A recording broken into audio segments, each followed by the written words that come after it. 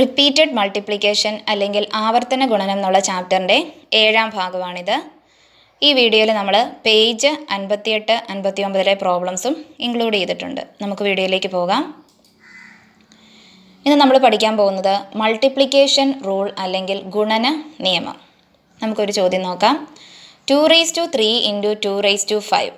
അപ്പോൾ നമുക്കിവിടെ 2ൻ്റെ വേറെ പവേഴ്സ് തമ്മിലാണ് ഇവിടെ ഗുണിച്ചേക്കുന്നത്. അപ്പോൾ ഇങ്ങനെ വരുമ്പോൾ നമുക്ക് ഷോർട്ടായിട്ട് എങ്ങനെ ഗുണിക്കാം എന്നുള്ളതാണ് നമ്മളിവിടെ പഠിക്കാനായിട്ട് പോകുന്നത്. അപ്പോൾ ഇതിനെ നമുക്ക് നോക്കാം. 2⁵3 എന്ന് പറഞ്ഞാൽ 2 × 2 × 2, ദെൻ ഇൻറ്റു 2⁵5 എന്ന് പറഞ്ഞാൽ 2 × 2 × 2 × 2 × 2. അപ്പോൾ ഇവിടെ നമ്മൾ നോക്കുമ്പം നമ്മൾ മൊത്തം ഇവിടെ 8 തവണ 2 മൾട്ടിപ്ലൈ ചെയ്തിട്ടുണ്ട്. അപ്പോൾ നമുക്കതിനെ ഷോർട്ടായിട്ട് 2⁸ എന്ന് എഴുതാം. അപ്പോൾ നമുക്കിപ്പോൾ കിട്ടിയേക്കുന്ന ഉത്തരം 2⁸. ഇനി നോക്കിയേ, നമുക്ക് തന്നേക്കുന്ന ചോദ്യം ഇതായിരുന്നു. 2⁵3 × 2⁵5. പവേഴ്സ് 3ഉം 5ഉം ആണ്.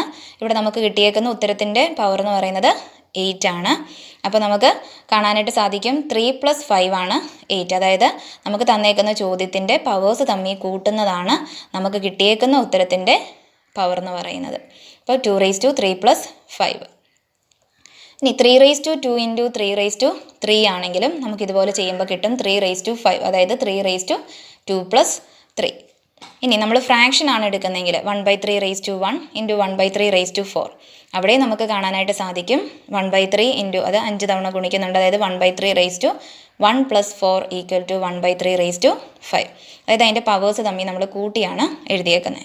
അപ്പോൾ നമ്മളിവിടെ ഒരു കാര്യം ശ്രദ്ധിക്കേണ്ടത്, ഇപ്പോൾ 2⁵3 × 2⁵5 എന്ന് എഴുതുമ്പോഴാണ് നമ്മൾ 2 ആ പവേഴ്സ് തമ്മിൽ കൂട്ടി എഴുതുന്നത്. ഇപ്പോൾ 2⁵3 × നമുക്ക് 3⁵5 എന്ന് തരുവാണെങ്കിൽ ഇതുപോലെ നമുക്ക് കൂട്ടി എഴുതാനായിട്ട് പറ്റത്തില്ല. അതായത് ഈ താഴെ തന്നേക്കുന്ന സംഖ്യകൾ ഒരേപോലത്തെ ആയിരിക്കണം. പവേഴ്സ് ഡിഫറെൻ്റ് ആയാലും കുഴപ്പമില്ല, പക്ഷേ താഴെ തരുന്ന സംഖ്യ ഒരേപോലുള്ള സംഖ്യ ആയിരിക്കണം. അപ്പോൾ താഴെ ഏത് സംഖ്യയാണോ വരുന്നത് അതേ സംഖ്യ ആയിരിക്കും നമ്മൾ ഉത്തരത്തിൽ ആ സംഖ്യ റേസ് ടു പവർ ആയിരിക്കും വരുന്നത്. ഇനി പവേഴ്സിൻ്റെ കാര്യം പറയുമ്പം ഈ 3, 5 അതായത് ഇതെല്ലാം നാച്ചുറൽ നമ്പർ ആയിരിക്കണം. നമ്മളിവിടെ എഴുതുന്ന സംഖ്യകളിപ്പം നാച്ചുറൽ നമ്പർ ആയിരിക്കണം. താഴെ നമുക്ക് ഫ്രാക്ഷനോ അല്ലാതെ നമ്മൾ വേറെ സംഖ്യ എഴുതിയാലും കുഴപ്പമില്ല. ഇപ്പോൾ നമുക്ക് ജനറലായിട്ട് പറയാം, for all numbers x and all natural numbers mn, എക്സ് ഏത് സംഖ്യ ആയാലും mn ഏത് എണ്ണൽ സംഖ്യകളായാലും x⁻m × x⁻n = xm + n. ഇനി പേജ് 58 പ്രോബ്ലംസ് നോക്കാം. ഒന്നാമത്തെ ചോദ്യം, what power of 2 is got by multiplying 2⁵5 and 2⁵3? 2⁵5നെ 2⁵3 കൊണ്ട് ഗുണിച്ചാൽ 2ൻ്റെ എത്രാമത്തെ കൃതി കിട്ടും? അപ്പോൾ ഇത് തമ്മിൽ നമുക്ക് ഗുണിച്ച് നോക്കാം. 2⁵5 × 2⁵3 = 2⁵5 + 3. നമ്മളിപ്പോൾ പഠിച്ച നിയമം അനുസരിച്ച് അതിൻ്റെ പവേഴ്സ് തമ്മിൽ കൂട്ടുക. ഇപ്പോൾ 2⁵5 + 3 = 2⁵8. അപ്പോൾ നമുക്കിപ്പോൾ 2ൻ്റെ എത്രാമത്തെ കൃതിയാണ് കിട്ടിയേക്കുന്നത്? 8. അപ്പം 2ൻ്റെ 8ാമത്തെ കൃതിയാണ് നമുക്ക് കിട്ടിയേക്കുന്നത്, 8th പവർ ഓഫ് 2. രണ്ടാമത്തെ ചോദ്യം, what is the number 10⁻² × 10⁻5 in ordinary language? 10 കൃതി 2 × 10 × 5 എന്ന സംഖ്യയുടെ സാധാരണ ഭാഷയിലെ പേരെന്താണ്? അപ്പോൾ നമ്മളത് ഗുണിച്ച് നോക്കുക. 10⁻² × 10⁻5 = 10⁻2 + 5 = 10⁻7. നമുക്കറിയാം 10⁻7 എന്ന് പറഞ്ഞാൽ നമുക്ക് പെട്ടെന്ന് നോക്കുമ്പോൾ അറിയത്തില്ല, അതുകൊണ്ടത് നമ്മളൊന്ന് എഴുതി നോക്കുക. അപ്പോൾ 10⁻7 എന്ന് പറഞ്ഞാൽ നമുക്കറിയാം 1 ഇട്ടിട്ട് 7 0 ഇട്ട് കൊടുക്കുക. അപ്പോൾ ഇത് വായിക്കുന്നത് 1 crore അല്ലെങ്കിൽ 1 കോടി. അപ്പോൾ സാധാരണ ഭാഷയിൽ നമ്മൾ പറയുന്ന ഇതാണ് 1 crore അല്ലെങ്കിൽ 1 കോടി. മൂന്നാമത്തെ ചോദ്യം, what power of 2 is twice 2⁻10? 2⁻10ൻ്റെ 2 മടങ്ങ് 2ൻ്റെ എത്രാമത്തെ കൃതിയാണ്? അപ്പം ഒരു സംഖ്യയുടെ 2 മടങ്ങെന്ന് പറഞ്ഞാൽ നമുക്കറിയാം 2 × ആ സംഖ്യ, അങ്ങനെയാണ് നമ്മൾ എഴുതുന്നല്ലേ, 2 × നമ്പർ. അപ്പോൾ ട്വൈസ് ഓഫ് 2⁻10 അല്ലെങ്കിൽ 2⁻10ൻ്റെ 2 മടങ്ങെന്ന് പറഞ്ഞാൽ എന്ത് ചെയ്താൽ മതി? 2⁻10ൻ്റെ കൂടെ 2 ഗുണിച്ചാൽ മതി. ഇപ്പോൾ 2 × 2⁻10. അപ്പം 2 × 2⁻10 എന്ന് പറഞ്ഞാൽ 2 ഇവിടെ വെറും നമ്മൾ 2 എഴുതിയിട്ടുണ്ടെങ്കിൽ അതിൻ്റെ പവർ എന്ന് പറയുന്നത് 1 ആയിരിക്കും. അപ്പോൾ നമുക്ക് ഇവിടെ 2⁻2 നമുക്ക് ഇവിടെ 1ഉം ഇവിടെ 2⁻10ഉം ആണ്. അപ്പോൾ 1 + 10 എന്ന് നമുക്ക് എഴുതാം. 2⁻1 + 10 അതായത് 2⁻11. അപ്പം 2 കൃതി 10ൻ്റെ 2 മടങ്ങെന്ന് പറയുന്നത് 2 കൃതി 11. നാലാമത്തെ ചോദ്യം, what must be added to 2^10 to get 2^11? 2^10 എത്ര കൂട്ടിയാൽ 2^11 കിട്ടും? ചോദ്യം ഇതാണ്. 2^10 കൂടെ എത്ര കൂട്ടിയാലാണ് 2^11 കിട്ടുന്നത്? അപ്പോൾ നമുക്ക് സംഖ്യകൾ വെച്ചൊന്ന് നോക്കാം. നമുക്കറിയാം 5 + p = 12. അങ്ങനെയാണ് p എങ്ങനെയാണ് കണ്ടുപിടിക്കുന്നത് നമ്മൾ? 12 - 5 = 7 അല്ലേ? ഇപ്പോൾ നമ്മൾ വേറെ രീതി ചോദിക്കുകയാണെങ്കിൽ ഇത് 5ൻ്റെ കൂടെ എത്ര കൂട്ടിയാൽ 12 കിട്ടും എന്നാണ് ഈ ചോദ്യമെങ്കിൽ നമുക്ക് എങ്ങനെ എഴുതാം? അതായത് നമ്മുടെ ഉത്തരം എന്താണോ അതിൽ നിന്ന് നമ്മൾ 5 കുറച്ചാൽ മതി. 12 - 5 = 7. അതേ രീതിയിൽ നമ്മൾ ഈ ചോദ്യം നോക്കുകയാണെങ്കിൽ 2^10 + p = 2^11. അങ്ങനെയാണെങ്കിൽ p എന്താണ്? അപ്പോൾ നമുക്ക് p എന്താണെന്ന് എഴുതാം? 2^11 - 2^10. അപ്പോൾ നമുക്ക് നോക്കാം. 2^11 - 2^10 അതാണല്ലോ നമ്മൾ ചെയ്യേണ്ടത്. = 2^10 × 2. ഇപ്പോൾ 2^11 എന്നുള്ളതിനെ നമുക്ക് 2^10 × 2^1 എന്ന് എഴുതാം. നമ്മൾ പവേഴ്സ് സ്പ്ലിറ്റ് ചെയ്ത് എഴുതിയേക്കുക. = 2^10 × 1. ഇവിടെ നമ്മൾ 2^10 ഓൾറെഡി ഉണ്ട്. അപ്പോൾ ഇവിടെ 2^10 ഉള്ളതുകൊണ്ട് നമ്മൾ കോമൺ ആയിട്ട് വെളിയിലെടുക്കാൻ വേണ്ടിയിട്ട് ആണ് നമ്മളതൊരു എളുപ്പത്തിന് വേണ്ടി × 1 എന്നും കൂടെ എഴുതിയിട്ടുണ്ടെന്നേ ഉള്ളൂ. അപ്പോൾ ഇവിടെ 2^10 നമ്മൾ കോമൺ ആയിട്ട് വെളിയിലെടുത്തു. അപ്പോൾ ആദ്യത്തേതിൽ നമ്മൾ 2^10 വെളിയിലെടുക്കുമ്പം മിച്ചമുള്ളത് അവിടെ 2 ആണ്. രണ്ടാമത്തേതിൽ 2^10 നമ്മൾ വെളിയിലെടുക്കുമ്പം മിച്ചമുള്ളത് 1. അപ്പോൾ നമുക്ക് എഴുതാം 2^10 × 2 - 1. അപ്പോൾ 2 - 1 എന്ന് പറയുന്നത് 1 ആണ്. അപ്പോൾ 2^10 × 1 = 2^10. അപ്പം 2^10 കൂടെ 2^10 കൂട്ടിയാലാണ് നമുക്ക് എന്ത് കിട്ടുന്നത്? 2^11 കിട്ടുന്നത്. അപ്പോൾ നമുക്ക് നോക്കാം, ഒന്ന് കൂട്ടി നോക്കാം. 2^10 + 2^10 എന്ന് പറയുമ്പോൾ എന്ത് വരും? ഇവിടെ പ്ലസ് ആണ്, ഇൻറ്റു അല്ല. അപ്പോൾ നേരെ നമ്മൾ അത് ഓർത്താണ്, ഇൻറ്റു വരുമ്പോഴാണ് നമ്മൾ അതിൻ്റെ പവേഴ്സ് തമ്മിൽ നമ്മൾ കൂട്ടുന്നത്. അപ്പോൾ ഇവിടെ പ്ലസ് ആണ്. അപ്പോൾ 2^10 + 2^10 എന്ന് പറയുമ്പോൾ നമ്മളിപ്പോൾ ഇത് എക്സ് ആയിട്ട് കൺസിഡർ ചെയ്യുവാണെങ്കിൽ x + x എന്ന് പറഞ്ഞാൽ 2x ആണ്. അപ്പോൾ 2^10 + 2^10 എന്ന് പറഞ്ഞാൽ 2 × 2^10.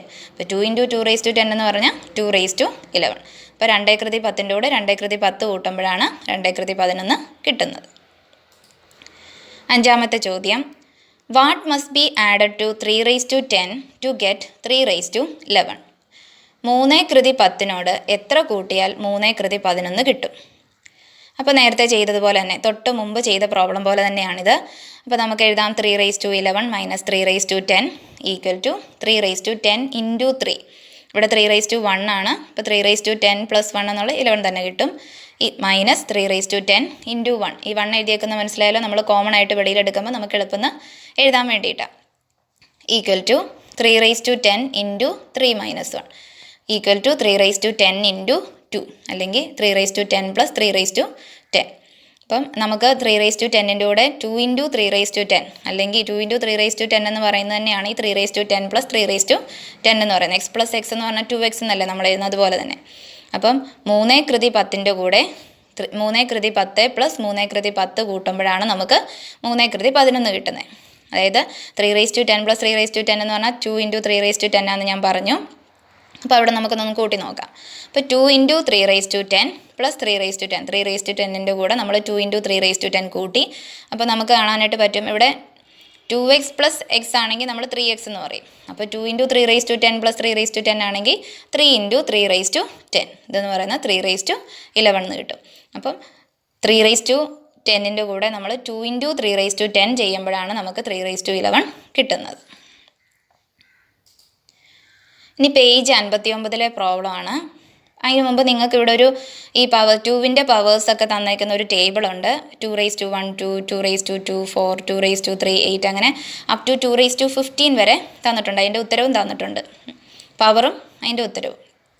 ഇതുപയോഗിച്ച് പ്രോബ്ലം ചെയ്യാനായിട്ടാണ്, മൾട്ടിപ്ലൈ ചെയ്യാൻ വേണ്ടിയിട്ട്. അതായത് ഇപ്പോൾ നമുക്ക് 16 × 64 നമുക്കറിയാം 16 × 64 നേരിട്ട് ചെയ്യാനായിട്ട്, പക്ഷേ ഈ ടേബിൾ ഉപയോഗിച്ച് ചെയ്യാൻ വേണ്ടിയിട്ടാണ് ചോദ്യം. അപ്പോൾ ഒന്നാമത്തെ ചോദ്യം നോക്കുക. 16 × 64. ഇപ്പോൾ 16 എന്നുള്ളത് ഇവിടെ നോക്കി, ഇവിടെ ഇതാണ് കിടക്കുന്നത് 16. 16ൻ്റെ നേരെ കിടക്കുന്ന പവർ എന്ന് പറയുന്നത് 2^4. അപ്പോൾ നമുക്കവിടെ 2^4 എന്ന് എഴുതാം. 16 പകരം 2^4 × 64. 64 നേരെ കിടക്കുന്നത് നോക്കിയാൽ 2^6. 2^6 ആണ് 64. അപ്പോൾ × 2^6. അപ്പോൾ നമുക്കിപ്പോൾ കിട്ടിയേക്കുന്നത് 2^4 × 2^6. അപ്പോൾ പവേഴ്സ് തമ്മിൽ നമ്മൾ കൂട്ടിയാൽ മതിയല്ലോ. = 2^4 + 6 ഈക്വൽ ടു 2^10. ഇനി നോക്കുക 2^10ൻ്റെ വാല്യൂ എത്രയാണ്? 1024 ഈക്വൽ ടു 1024. അപ്പോൾ 16 × 64 എന്ന് പറയുന്നത് 1024. രണ്ടാമത്തെ ചോദ്യം 64 × 256. അപ്പോൾ നോക്കുക 64ന് നേരെ കിടക്കുന്ന അത് എത്ര 2ൻ്റെ ഏത് പവറാണെന്ന് നോക്കുക 2^6. ഇപ്പോൾ 2^6 × 256. 256ൻ്റെ അവിടെയാണെങ്കിൽ 2^8 ആണ്. 256 എന്ന് പറയുന്നത് × 2^8. ഇനി 6 + 8 എന്ന് പറയുന്നത് 14 ആണ്. അപ്പോൾ നമുക്ക് 2^14 എന്ന് കിട്ടി. ഇനി 2^14ൻ്റെ നേരെ കിടക്കുന്നത് 16,384. അതാണ് അതിൻ്റെ ഉത്തരം. അടുത്ത ചോദ്യം 32 × 512. അപ്പോൾ നോക്കുക 32 എന്ന് പറയുന്നത് 2^5 ആണ്. അപ്പോൾ നമ്മൾ 2^5 എന്ന് എഴുതി. × 512 എന്ന് പറയുന്നത് 2^9 ആണ്. × 2^9. ഇനി 9 + 5 അതിൻ്റെ പവേഴ്സ് തമ്മിൽ നമ്മൾ കൂട്ടി. 9 + 5 എന്ന് പറയുന്നത് 14 ആണ്. അപ്പോൾ നമുക്ക് 2^14 എന്ന് എഴുതാം. ഇനി 2^14ൻ്റെ നേരെയുള്ളത് 16,384. അതാണ് അതിൻ്റെ ഉത്തരം. നാലാമത്തെ ചോദ്യം 128 × 256. അപ്പോൾ ഇവിടെ 128ൻ്റെ നേരെ കിടക്കുന്നത് 2^7. അപ്പോൾ 2^7 × 256 എന്ന് പറയുന്നത് 2^8 ആണ്. × 2^8. അപ്പം 7 + 8 എന്ന് പറയുമ്പോൾ 15 വരും. അപ്പോൾ 2^15 ഈക്വൽ ടു 2^15ൻ്റെ ഉത്തരം വന്നേക്കുന്നത് 32,768. അപ്പോൾ നമ്മൾ അതിൻ്റെ ഉത്തരം അത് എഴുതി. അപ്പോൾ ഇന്ന് പഠിപ്പിച്ചേക്കുന്ന പോർഷൻ എല്ലാവർക്കും മനസ്സിലായെന്ന് വിചാരിക്കുന്നു. ഇത് ഇച്ചിരി എളുപ്പമുള്ള പോർഷനാണ്. എല്ലാവരും വീട്ടിൽ ഇരുന്ന് ചെയ്ത് നോക്കുക. ബാക്കിയുള്ള പോർഷനുമായിട്ട് നമുക്ക് അടുത്ത ക്ലാസ്സിൽ കാണാം. Thank you for watching. Please subscribe, like and share my channel JS Maths Corner.